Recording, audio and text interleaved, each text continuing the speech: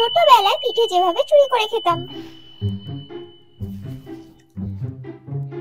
উফ, মা পিঠেটা করার পর থেকে যেন আমার ঘুমই আসছে না। এই পিঠের ছুঁচোটাও উফ, শুধু হেঁটেই যাচ্ছে কখন থেকে। মা নাকি বলে পেটের মধ্যেও নাকি ছুঁচো আছে, ছুঁচোটা মাঝে মধ্যে এরকম করে। আমি হয়তো খেয়েছি, কিন্তু ছুঁচোটার হয়তো পেট ভরেনি, ওই কারণেই এরকমটা হচ্ছে। মা তো ঘুমাচ্ছে।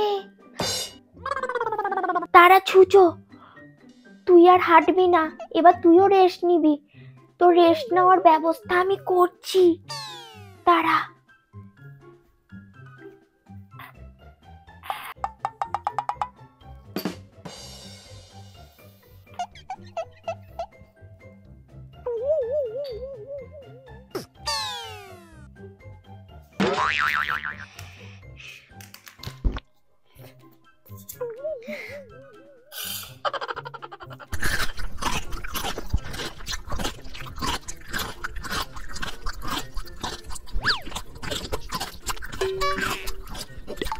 এই রে, পিঠেটা খেয়ে এবার তো পেটের মধ্যে ছুঁচোটা যেন দৌড়াচ্ছে।